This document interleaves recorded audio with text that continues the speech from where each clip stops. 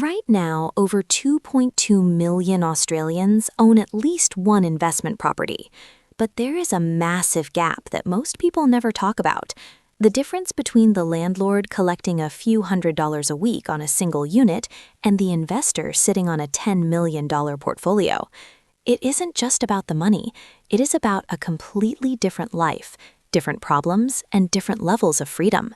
To understand how to grow, you have to understand the 5 distinct levels of property ownership in Australia. Level 1 is the accidental landlord. This is the most common starting point in the country. You probably bought a place to live in, maybe a 2-bedroom unit in Melbourne or a small house in the suburbs. Then life changed. You got a new job, moved cities, or moved in with a partner. Instead of selling, you decided to keep it and rent it out. At this stage, you're collecting rent, but once you pay a property manager their 7% fee, cover strata costs, and pay for landlord insurance, your mortgage is still chewing through most of the income. In fact, after every expense, you might be $50 to $100 out of pocket every single week. You are negatively geared, which means you're making a loss on paper to reduce your taxable income. For someone on an average salary, that might mean a few extra $1,000s back at tax time, but you aren't really making money yet. You are holding on and hoping for capital growth. You manage everything through your phone, and your net rental income is close to zero. Level 2 is the intentional investor. This is where the mindset shifts from holding a house to building wealth. You've seen your first property go up in value. Maybe it's gained $150,000 in equity over a few years. You realize that equity can be used as a deposit for property number 2. You go to the bank, pull out 80% of that increased value, and buy another property in a different market, like a house in Adelaide or a townhouse in regional Queensland. Now you have 2 properties and rent coming in from both. You start learning about depreciation schedules and how a quantity surveyor can find thousands of dollars in paper deductions on a newer build. You are likely still negatively geared overall, but the gap is closing. Your tax return is getting more complex, you probably have a spreadsheet to track your expenses, and you've likely set up a separate bank account just for your rental income to keep things clean. Level 3 is the portfolio builder. This is where things get serious, and it's the level where most people get stuck. You own 3 to 5 properties. You've moved past basic lending and learned how to structure loans properly using standalone securities instead of cross-collateralization. This ensures that one bad deal doesn't put your entire portfolio at risk.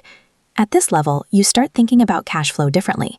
You likely have a mix, 1 or 2 negatively geared properties in high-growth areas like Sydney or Brisbane, and 1 or 2 positively geared properties in regional areas with yields above 6% to cover the shortfalls. Your total portfolio might be worth $3 to $4 million, and your gross rental income is significant. However, the holding costs, mortgages, insurance, rates, and maintenance eat a massive chunk of that. In the current Australian market, even a modest portfolio carries serious debt. Only about 6% of Australian investors ever reach this level because lending becomes difficult. To keep going, you need a high personal income and a mortgage broker who specializes in investors. Level 4 is the professional landlord. You own 6 to 10 properties, and less than 1% of Australian investors ever reach this milestone. At this level, property is no longer a side hustle. It is the core engine of your wealth. Your portfolio is likely worth between $6 and $10 million. You are earning thousands of dollars a week in gross rent, and after all expenses, you might finally be netting a significant amount of actual cash flow. You've likely refinanced multiple times and know how to use offset accounts strategically. You might even have a self-managed super fund holding some of these assets. Land tax becomes a major hurdle here. Depending on which state you own in, you could be paying tens of thousands of dollars a year just to the government for the right to own the land. Because of this, you start diversifying geographically, buying in different states to reset your land tax thresholds. You match properties to your strategy like pieces on a chessboard. You aren't checking rental listings anymore. You are reviewing entire market reports and working closely with a team of experts. Level 5 is the property mogul. You own more than 10 properties. There are only a few thousand people in Australia confirmed to be at this level. Some hold 20, 30, or even 50 properties. At this stage, you likely have a dedicated accountant, a solicitor, a buyer's agent, and potentially even a full-time property manager on retainer. You are no longer just buying houses. You are looking at development, subdivisions, dual occupancies, and building granny flats to squeeze every bit of yield out of your existing blocks. You might be borrowing through commercial lending channels rather than standard residential loans. Your ownership is likely restructured across multiple entities, trusts, and companies to manage tax liability and estate planning. But there is a side to this level that no one tells you about. The admin is relentless. Between insurance claims, council compliance, tenant disputes, and maintenance across a dozen properties in different states, the workload is massive. The wealth is very real, but it is not passive. At this level, you either build a professional team to manage the chaos, or you burn out. Understanding these levels allows you to see exactly where you are and what the next hurdle looks like.